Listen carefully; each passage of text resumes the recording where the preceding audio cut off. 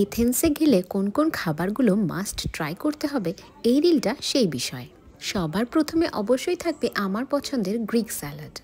নানান রকম salad leaves, শসা, পেঁয়াজ, chicken, tomato, olive, olive oil, oregano আর তার সঙ্গে ফেটা চিজ। মোস্টলি এই ইনগ্রেডিয়েন্টসগুলো দিয়েই তৈরি হয় Greek salad. Number 2, Greek yogurt দিয়ে তৈরি যে কোনো ডিপ বা তাতসিকির সঙ্গে কাবাবের একটা আইটেম সুভলাকি। সুভলাকি হলো স্কোয়ারে ম্যারিনেট আর গ্রিল করা কাবাব প্ল্যাটার। অনেক সময় এটা ব্রেড আর স্যালাডের সঙ্গে সার্ভ করা হয়, সঙ্গে তো অবশ্যই একটা ডিপ থাকে। Number 3, moussaka. আলু, বেগুন, মাংসের কিমা এইসব দিয়ে তৈরি হয়। Number 4, dolma. আঙুর পাতায় মোড়া স্টাফড মাংস।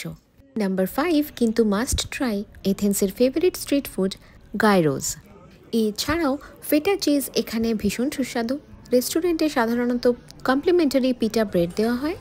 ভাত কিন্তু আমরা এথেন্সে দেখিনি বললেই চলে, তাই ভাত প্রেমী বাঙালিদের জন্য এটা একটা সমস্যা হতে পারে। বিশেষ পদ্ধতিতে বানানো গ্রিক কফিও কিন্তু রেকমেন্ডেড।